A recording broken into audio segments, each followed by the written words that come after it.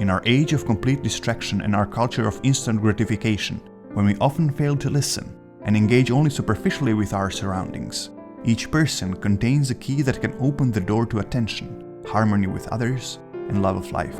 And that key is called Ichigo Ichie. The phrase literally translates to once a meeting or one time one meeting, or in this moment an opportunity. The term Ichigo has also been used in Buddhist texts to denote not only one moment, but a passage of time between birth and death, that is, one whole lifetime. And since it originates from Zen Buddhism, the full meaning behind Ichigo Ichie would be that each individual moment we experience is an opportunity happening only once in our whole life. And it all started nearly 500 years ago with the Japanese way of tea. Tea and the customary ways of drinking it were brought to Japan by Buddhist monks on their returns from China as early as the 8th century. While mainly used during Buddhist rituals at first, from the 13th century onwards, tea drinking had spread throughout the Japanese high-class society, with extravagant parties and exquisite tea utensils from China becoming symbols of power and status. To Zen Buddhists, on the other hand, the flaunting was a bit much, and they sought to return the tea ceremony back to its humble beginnings. In the 16th century, Zen tea connoisseur Senno Rikyu modified the custom to focus on just a few core concepts: simplicity, appreciation of imperfection, acceptance of impermanence, and honest human contact. He designed a simple tea house with room for only 2 tatami mats and a very small entrance where a visitor had to bow to enter.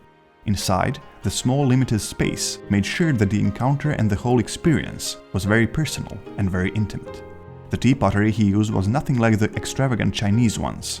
Instead, he preferred homemade, simple dark clay bowls and utensils usually made from common materials, such as bamboo. Reportedly, it was Rikyu who first used the term Ichigo ni Ichido, or one chance in a lifetime, for such an event, a phrase that will eventually become known as Ichigo Ichie. In almost half a millennium since, the legacy of Senno Rikyu's tea ceremony is very much alive. Traditional tea houses are sprinkled throughout Japan, and visitors can get a taste and feel of Ichigo Ichie as an essential component of the Japanese way of tea. There is usually a garden path leading to the tea house. The garden is thoughtfully designed and contains plants that don't make much noise. The point is to create a peaceful atmosphere for the mind. Walking through it serves as a calming preparation for the ceremony itself. Upon entering the room, the host and visitors greet by bowing. This gesture shows humility and a will to shift focus from oneself to something or someone that is deemed more worthy. To bow is to indicate a will to absorb the immediate reality and to learn from it. With this mentality, visitors can explore the interior of the room. It is often that Ichigo Ichie's calligraphic renditions decorate the walls of a chashitsu. In addition, the room often contains a humble flower arrangement, usually a single seasonal blossom in a tall vase. It is said that one summer day Senno Rikyu asked the powerful feudal lord Toyotomi Hideyoshi to come see the beautiful morning glories that have blossomed in his garden. When the lord arrived, the plants weren't there and he was very disappointed. But when he entered the small tea house, he noticed a single flower in a simple vase that was illuminated by a ray of light from the outside. The disappointment quickly subsided, and Hideyoshi found himself amazed by the beauty of the delicate scene. The notion of this fragility and preciousness of the moment is embedded into the tea ceremony. The host expects they will only have this one opportunity to meet their guests. Even if a guest does return, the host will treat the recurring encounter as their last. It is customary for the guest to do so as well, so complete attention will be given to the way tea is prepared, with every movement being performed with elegance and humility. The guest will usually respond in a similar manner, carefully observing the host. After the tea is made, the host will turn the tea bowl so that its most beautiful side faces the guest. During the drinking of the tea, the guest will return the courtesy by turning the bowl 2 times for 90 degrees, so that when the tea has been drunk, the best looking part of the bowl is facing the host. The event will usually end soon after. It is said that the tea ceremony is a pathway to engaging all of our senses, a way for us to become completely immersed in the now. But luckily, we don't have to follow the Japanese tea drinking rituals to experience Ichigo Ichie. While the Japanese also use this term when meeting strangers or socializing with acquaintances, there are many more opportunities for us to be mindful of the moment. We can practice by trying to engage our senses in normal everyday activities, like going out with friends for a cup of coffee.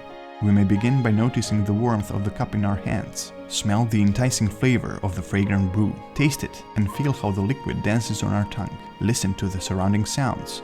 Maybe there's the clamor of other guests, maybe there's the sound of traffic or birds chirping. We may notice all the familiar and unfamiliar faces around and get a glimpse of the emotions behind them. We may look at our friends and be grateful that we have yet another opportunity to see them, no matter how trivial it may seem. And we can do the same to enhance the experience of repetitive tasks we often perform automatically, like washing dishes, taking out the garbage, making food, walking the dog, going to work. In each of those moments, we have a choice: to get lost in the labyrinth of our minds or try something different, to experience what our body feels while engaged in an activity that we have become so used to. We may also want to remind ourselves how it feels to focus only on one thing at a time. We may decide that for the next hour, we will get away from everything that is distracting, so we may intentionally forget our smartphone in the other room, or leave it on mute. We may then pick a task and give it all we got. Zen Buddhists know the value of this complete attentiveness, so they tell us to focus on what you're doing. When you do something, you should do it with your whole body and mind. You should be concentrated on what you do. You should do it completely, like a good bonfire. You should not be a smoky fire. You should burn yourself completely. If you do not burn yourself completely, a trace of yourself will be left in what you do. You will have something remaining which is not completely burned out. Ultimate focus results in flow, or us burning like a good bonfire. Being interrupted by our noisy mind disturbs this state and brings back the focus to ourselves rather than the task at hand. Smoke then builds up, and instead of shining bright, we become clouded by an imaginary reality that is non-existent. But we also have to mind that not every task has the inherent ability to make us absorbed in it. The flow state is usually achieved by an action that is in accordance with our perceived notion of competence. So to enhance our presence throughout the day, we may search for ways to modify the tasks we have to do. For example, if we have a repetitive task that we don't find interesting, we may try to increase the speed of doing it, maybe focus on increasing the quality of the task, or as mentioned before, we may also opt to engage our senses more. Then in opposition, if a task is too hard, we may try to dial it down by segmenting it into more manageable chunks. We may try to remove distractions to be able to better focus. Or if the task is non-essential, we may even take the option to leave it aside for now and focus on another one, then return to the challenging activity after a few hours, when we have gained more knowledge or got some rest. We get used to automatic thoughts and rarely see how they affect our current emotional state, but this does not mean we cannot try to shift our attention to the here and now. We may want to examine our behavior and notice when it is most likely we'll get switched to autopilot. Using techniques such as mindfulness, meditation, or breathing exercises may help to shift our attention at those times, but so can our understanding of the present.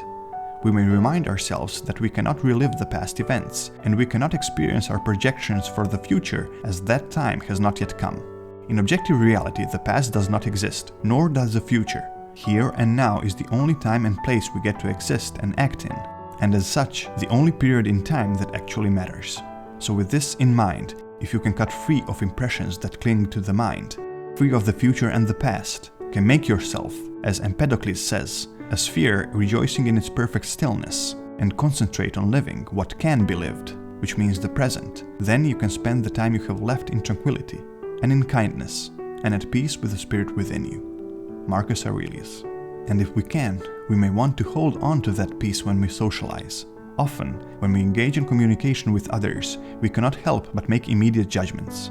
A friend may tell us they are having a hard time with their partner, and probably as soon as we hear that, our brain goes, "No kidding, it was clear as daylight that you two don't fit."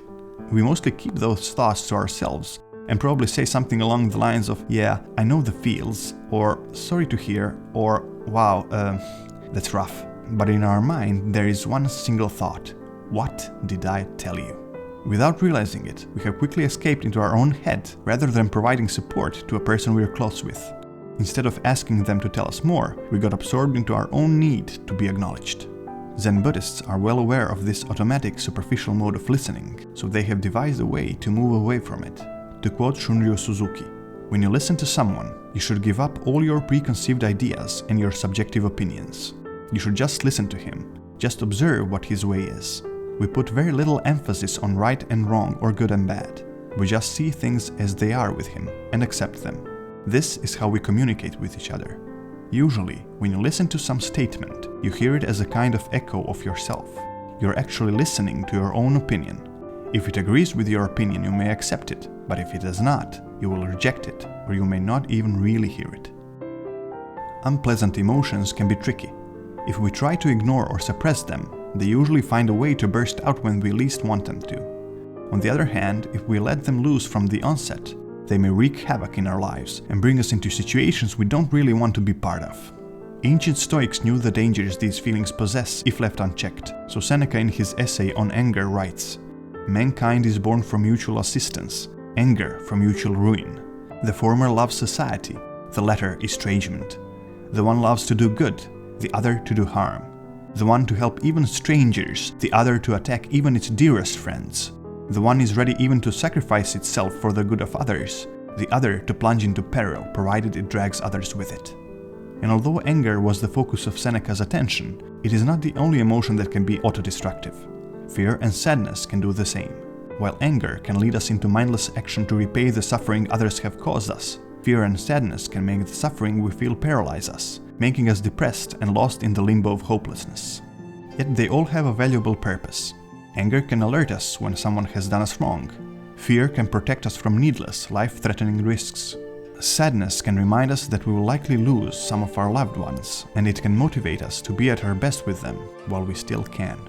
Shutting emotions down will most likely not work, but it's the same with letting them go rampant. Instead, a fragile marriage between reason and emotion may be what is needed. It may protect us from getting buried in the past when anger or sadness consumes us, and it may keep us safe when fear presents a future so dark we dare not even think about it. On the other hand, instead of being hell-bent on perceiving the world solely through sheer logic, emotions may enrich our reasoning faculties. The fact that we have experienced suffering may make us more in tune with the emotions of others, knowing, for example, when to just quietly listen and acknowledge someone's feelings instead of forcing our reasonable advice upon them. Finally, there is death, one of the most dreaded things we can think about. But oddly enough, remembering that we will die and that we have no idea when may be very stimulating.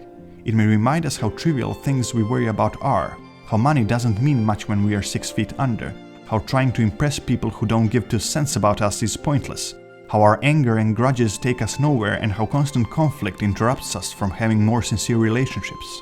Awareness of death puts things into perspective, and instead of being morbidly bleak, it may offer us some clarity.